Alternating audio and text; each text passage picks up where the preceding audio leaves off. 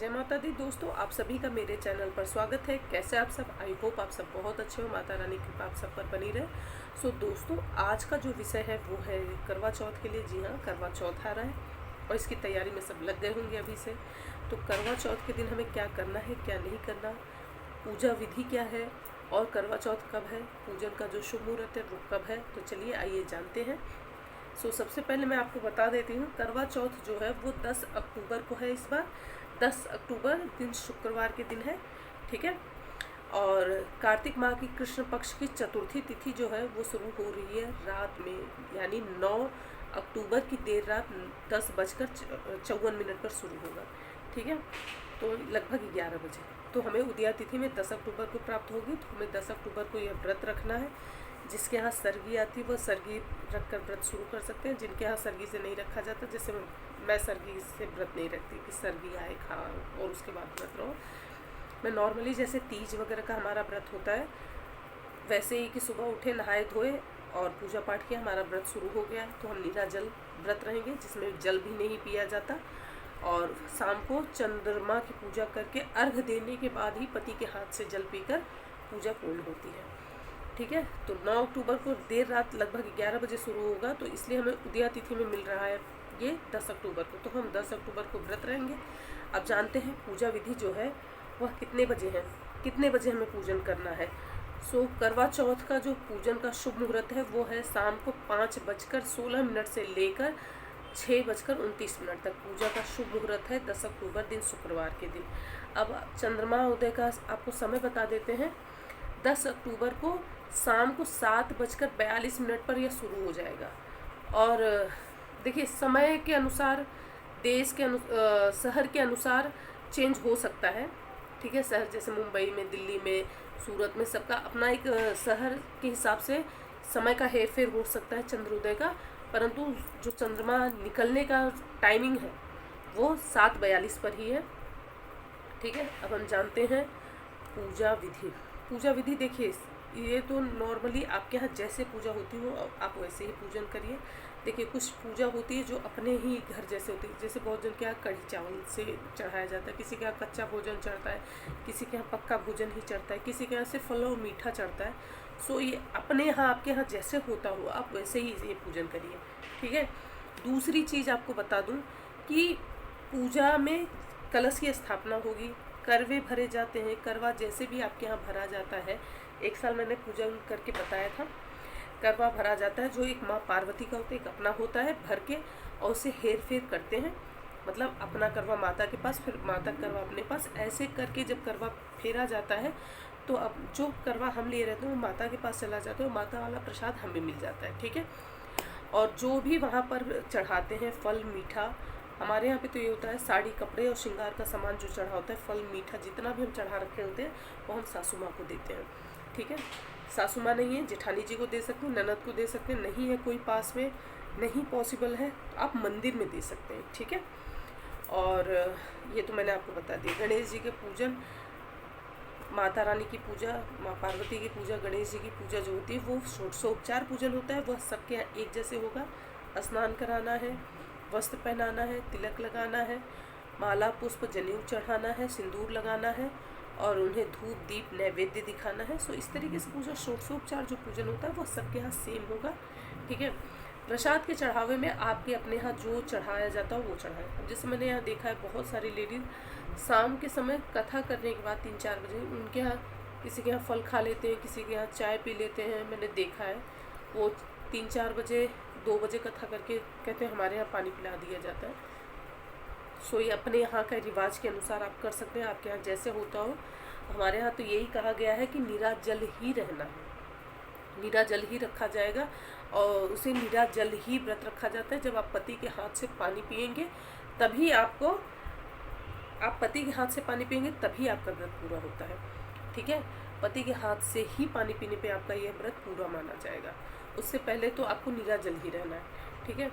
दूसरा चीज़ ये है कि व्रत वाले दिन आपको कुछ चीज़ों की सावधानी बरतने की ज़रूरत है। जैसे कि आपको उस दिन काले वस्त्र या चॉकलेटी कलर के, नीले रंग के, ऐसे रंग के वस्त्र नहीं धारण करने चाहिए। सुहाग की चीज़ किसी को भी किसी को भी आपको दान में नहीं देनी चाहिए। दान में मीन्स जैसे सिंदूर लगा रहे हैं, दे दिया उसी में से किसी निकाल के, ये तो उस दिन क्या किसी भी दिन नहीं करना चाहिए। जिसमें से आप बिंदी निकाल के लगाती हैं ना, जिस पत्ते की बिंदी आप लगा रही हैं निकाल के, उसमें से निकाल के किसी और को कभी मत दीजिएगा। जो चूड़ी आप पहनती हैं, कैसा होता है हम पहन रहे होते हैं, निकाल के रख देते हैं, फिर पहन लेते हैं, वो चूड़ियाँ किसी को नहीं देनी चाहिए। देखिए कुछ चीज़ें ऐसी होती हैं ना, वो दान में नहीं दी जाती, जो आप धारण कर रहे हैं। हाँ, माता रानी को हम चढ़ाते हैं तो हम मंदिरों में दे देते हैं, ऐसा नहीं है। जो कोरी चीज़ है वो चढ़ाए माता रानी को दे दिया। जैसे मान लीजिए नवरात्रों में आपने चढ़ाया होगा, तो उसमें कुछ प्रसाद हम अपने लिए भी लेते हैं, क्योंकि वो माँ का आशीर्वाद होता है। ठीक है, माता रानी को जो चढ़ाती हूँ वो ले लेती हूँ मैं उसमें से, और कुछ मंदिर में भी दे देती हूँ। जैसे 2 दिन चढ़ाया, एक दिन पहले दिन चढ़ाती हूँ, एक दिन आखिरी दिन, तो जो पहले दिन चढ़ा होता है वो ले लेती हूँ मैं। अष्टमी पे जो चढ़ाती हूँ वो मंदिर पे दे देती हूँ। ठीक है, तो ऐसे अलग अलग चीज़ें होती हैं। दूसरी चीज़, उस दिन सासू माँ को जो बयाना देती हैं, उसमें पूरा श्रृंगार का सामान रख के दीजिए, और सासू माँ का आशीर्वाद जरूर लीजिए। वो आपको अखंड सौभाग्यवती का आशीर्वाद ही देंगी, ऐसा होता ही है। अपने बड़ों का आशीर्वाद लीजिए, और फिर उसके बाद अपने पति की भी पूजा करनी चाहिए। पति को प्लीज़ बारहों महीने ये चीज़ कहूँगी, सिर्फ करवा चौथ के दिन स्पेशली नहीं, किसी भी दिन उनका तिरस्कार बिल्कुल न करें। वह सौभाग्य है आपका। सिंदूर चमकता रहे, कहते हैं पूरा श्रृंगार कर लीजिए। मांग में सिंदूर नहीं है ना, तो सब कुछ अधूरा माना जाता है। सो मांग का सिंदूर है, उनकी रिस्पेक्ट करना बहुत ज़रूरी है। मैं कह रही हूँ कोई करे ना करे, मेरे लिए मेरा पति भगवान है, बस ये धारणा होनी ही चाहिए अपने मन में, चाहे कुछ भी हो जाए। सो इसलिए पति की भी पूजा आपको अवश्य करनी है। उन्हें भी तिलक लगाइए, आरती उतारिए, अक्षत उनके ऊपर छिड़क कर उन्हीं के हाथ से जल पी लीजिए, और माँ पार्वती का आशीर्वाद लीजिए। देखिए सुहाग के लिए पूजन जो है ना, वो माँ पार्वती का ही किया जाता है। सुहाग के लिए हो, बच्चे के लिए हो, जब भी पूजा की जाती है माँ पार्वती की ही की जाती है। चाहे आप बच्चे के लिए कोई पूजा की जाती हो, चाहे सुहाग के लिए की जाती हो। कहते हैं जब भगवान श्री राम को माता सीता ने देखा, तो वो सबसे पहले वो गौरी पूजन के लिए ही गई थी, माँ गौरा की पूजा करने के लिए, और उनसे ही उन्होंने प्रभु श्री राम को मांगा है। तो ये ऐसा होता है, हम लोगों की तरफ तो होता है। जैसे पूजन से पहले, शादी से पहले पूजा करवाई जाती है, गौरी जी की पूजा होती है। सो इसलिए इसमें माँ पार्वती है, तो माँ पार्वती का पूजन आपको अवश्य करना चाहिए। विधिवत माँ भगवती के समक्ष पूजन करिए। अपने पति की आर्थिक स्थिति के लिए उनसे प्रार्थना करिए। यदि आर्थिक स्थिति कमज़ोर है या पति की तबीयत बहुत ख़राब रहती है, तो आप माता के समक्ष बैठ के विधि विधान के साथ पूजन करिए। इस दिन पूरा 16 श्रृंगार करिए, पूरा 16 श्रृंगार करिए। मैं कह रही हूँ नहीं कुछ है बहुत ज़्यादा, भाई आप पार्लर में जाके तैयार हो रहे हैं या घर पर ही तैयार हो रही हैं, चाहे जो भी हो, लेकिन मेन जो चीज़ होता है ना, आँख में काजल रहे, ठीक है, मांग में सिंदूर होना चाहिए, माथे पर बिंदी होना चाहिए, गले में मंगलसूत्र रहे, चूड़ी रहे, पायल बिछुआ ये अवश्य पहने। हो सके मैं तो सभी भाइयों से ये निवेदन करूँगी कि अपनी पत्नियों को पायल या बिछुआ ज़रूर दें, बहुत ज़रूरी है। वो पैरों में पायल अगर पहन के घर में चलेंगी ना, कहते हैं वो जो धुन होती है ना, उससे माँ महालक्ष्मी प्रसन्न होती हैं।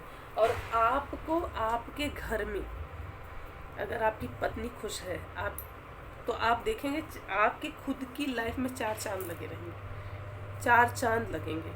सो मैं रिक्वेस्ट करूँगी कि अपनी पत्नी को चांदी का पायल या बिछुए जरूर दें, अवश्य अपनी पत्नी के लिए लेकर आए। नहीं कुछ ला सकते, गजरा ला कर दीजिए, से एक गुलाब का फूल ही ला कर दीजिए।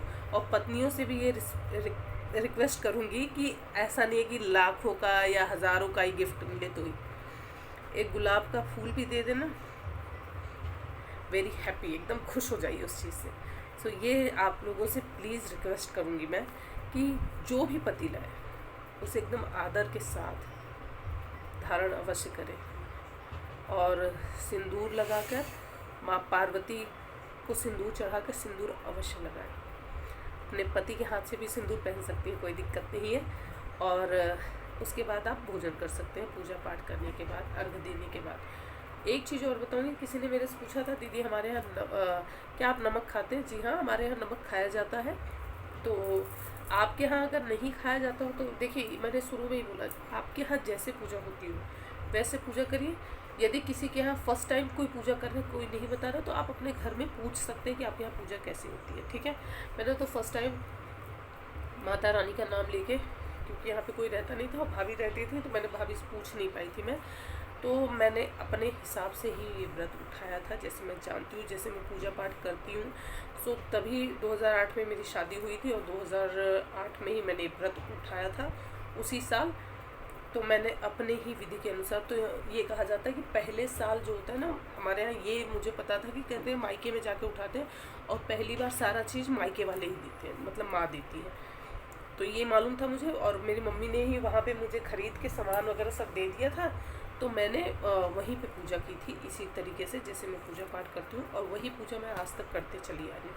सो इसी विधि से पूजा हमारे यहाँ पे, तो मैंने किसी से पूछा नहीं था, जिस विधि से मुझे पता था मैंने उसी विधि से पूजा उठाई है, और आज तक वैसे ही पूजा करते आ रही हूँ। माँ पार्वती की असीम कृपा है। सो इस तरीके से आप पूजा करें। सो दोस्तों, आशा करती हूँ कि ये वीडियो आपको ज़रूर पसंद आया। वीडियो पसंद आए लाइक करिए, शेयर करिए, चैनल पे नए हैं सब्सक्राइब जरूर करिएगा, बेल आइकन प्रेस करिएगा, दोस्तों के साथ शेयर करना बिल्कुल ना भूलें।